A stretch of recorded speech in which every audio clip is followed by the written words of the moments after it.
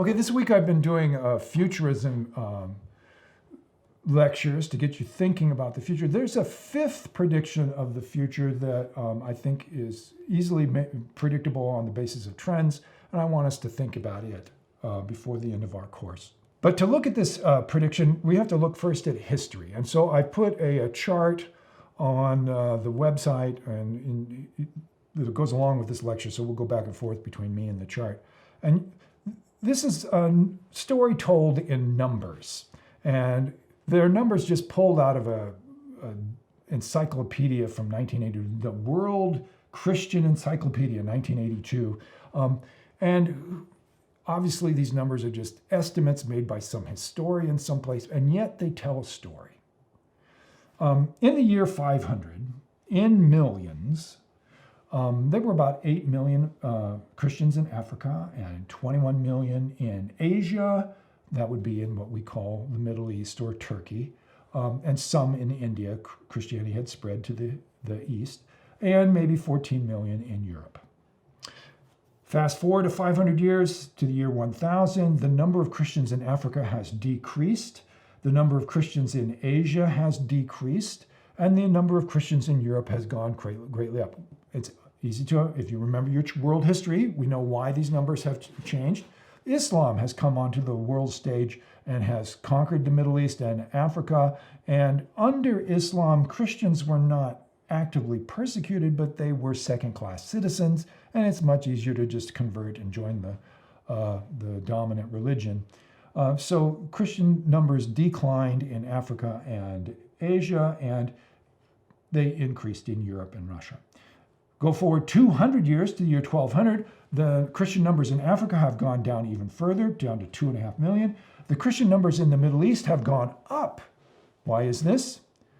Because of the Crusades. Between the year 1000 and 1150, 1200, the Christians had conquered a large part of the Middle East and had reconverted people or brought people into the faith, however you want to figure that out.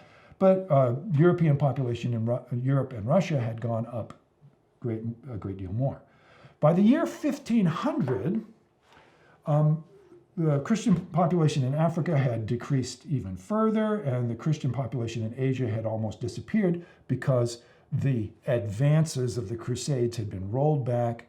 Islamic governments had completely conquered Turkey and the Middle East, but the Christian population in Europe had continued to increase, so that we had over 70 or 75 million Christians in Europe. In the year 1500, then, it's true to say that Christianity was a European religion. It was not true in the beginning, and up through most of its history up to this time, it had not been true. This is important to say because many people in the world today still think in terms of this truth, what they regard as a truth. Christianity and Europe go together. They're the same. That was true at one point a very important point in history, because what is 1500? That's the time the European countries began to expand. 1492, Columbus discovers America. The European countries start to colonize the world. Now, there's another story to be told in numbers, and these numbers come from the US State Department from 20 years ago, around the year 2000. And again, they are just rough estimates, but estimates of the population of different Christian populations around the world. And notice that because of many hundreds of years of population growth, the numbers are far, far larger. Still, the number one Christian country in the year 2000 was the United States, about 225 million people. And the estimate the number of Christians would continue to increase till we get to 330 million in the year 2050. But notice the list of the countries after that. Brazil, Mexico, the Philippines, Nigeria, Congo, Ethiopia. These are the largest Christian populations in the world in 2025, 2050. None of them are European.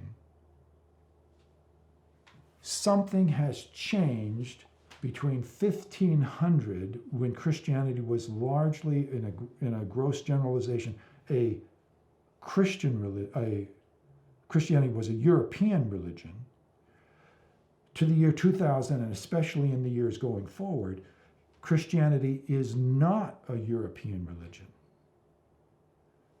This fifth prediction that I'm giving to you has to do with the global church. In the past, at a certain period of time, around 1500, Christianity could be identified with Europe. That ceased to be true over the last 500 years, but most people aren't aware of it.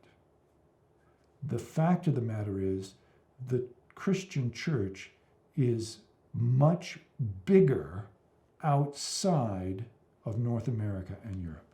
This is important because there is a certain belief alive and well in academia and in our general population. It is the belief in what I call the myth of inevitable secularization. The myth is that education and prosperity and modernization, when people get educated and wealthy and industrial or post-industrial, they will inevitably become less religious. This is a belief that many people, and sometimes religious people believe it as well as irreligious people. Sam Harris, one of our leading atheists of the early 21st century, is happy to believe it, that as we progress, remember, hear that modern theme from our modernism lecture, as we progress and get better, we'll get rid of religion, and Sam would be happy to celebrate that. But some religious people believe the same thing.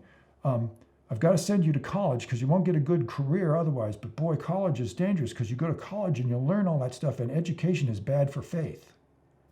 Your grandma believes that, doesn't she? Some of you. So the myth of inevitable secularization is believed by people, both religious and irreligious alike. And yet, is it true? It was true in Europe in the 19th and 20th centuries. Europe has gone from being a predominantly Christian continent and civilization to a predominantly secular and post-Christian civilization where 5% of the people go to church on Sundays. It's not yet true in the United States. Some people say it is happening, and there's lots of opinion polling that says that maybe it is happening, and maybe it is happening in the United States. And some people say but it's been less. It hasn't happened as quickly as some people have expected. Why hasn't it happened more quickly? And there is actually evidence against it. My famous example here is South Korea. In 1953, after the Korean War, Korea had been tromped on by North and South armies and had been bombed and bombed. It was a peasant country bombed to the Stone Age and fought over since 1953. South Korea has gotten educated. It has gotten industrialized. It has gotten modern. It has gotten wealthy by selling cars to the United States and has become Christian. It has moved away from its Shinto and other beliefs so that, you find more Baptists and Pentecostals than anything in South Korea. In the world, which country sends out the most missionaries? The United States. Which country sends out the second most missionaries? South Korea. So the method of inevitable secularization is a belief that people have, but it may or may not be true. Charles Taylor points that there are three different meanings of secular. First, there's just disestablishment, which happened in the United States, in the American colonies, when we disestablished the churches so that we don't have any official churches. But then there's a second meaning of secular is the belief in inevitable secularization, that religious belief will necessarily go away as we get more and more education. But then there's a third version that Charles Taylor spends most of his time on. We now live in a secular world in the sense that we all recognize that religious belief is a choice. It's secular because you can be religious or not religious as you choose. So now I want to finish with some summary statements about global Christianity. Christianity is a global religion. We don't live in the world of 1500 anymore. Most Christians are not in Europe. Most Christians are not in the United States. Christianity is bigger in the global South than it is in the global North. Secularization, the belief that we will inevitably become secular, may be true, but it's not been proven. In fact, migration makes predictions uncertain. You can go to London today and walk into a Church of England that is full of passionate, excited, hopeful Christians. And most of them are black. They came from parts of the British Empire and moved to London, and they become they're Englishmen and women, but they have brought their enthusiastic African Christianity with them. These places exist. So world migration patterns make it very hard to predict what the future of world Christianity will be. Southern Christianity, which is, remember, majority Christianity, appeals to the poor. Southern Christianity has its own questions, not the questions that have bothered us, perhaps, in the North. Questions about justice and health care and poverty. In my lifetime, here's one symbol. Now, I'm a Quaker, I'm a Protestant, but one symbol of the changes is in the papacy. When I was a kid, the Pope was Italian. All popes were Italian. All popes had been Italian for, hundreds of years. But in my lifetime, in the 1970s, John Paul II became the first non-Italian pope in hundreds of years. He was Polish. The fact that he was Polish and the church was so strong in Poland was one of the factors in the fall of the Berlin Wall, the fall of communism. So that was a symbol.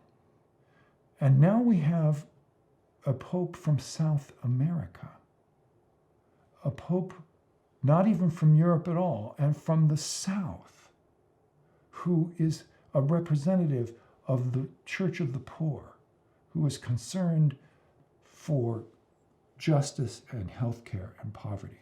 So the questions that come along with this, for you and me, if you are like me, you're a Northern Christian, how can Northern Christians help get used to Southern leadership? The Pope is only a symbol of this. One leader from the global South. There are many other churches, Christian churches, and they have to get used to this question. How do we respond to leadership from the other part of the world? Or do we just assume that we in the West, who have the money, get to call the shots and tell all those Africans and Indians and South Americans, we get to tell them what the faith really is? No. How do we get used to following Southern leadership? And also, Islam is also growing. And Islam and Christianity collide in places like Nigeria and other places. What do we think about that? How do we deal with that? So here is the fifth, if you want to put it that way, the fifth prediction for your future. The church has moved to the South. It's not retreating, it's growing. It is retreating in some places, although that even is questionable. What happens when the growing Christian movement meets a growing Islamic movement? Thank you for your attention. Thank you for your attention this whole course and your work online. I hope the course has been useful to you.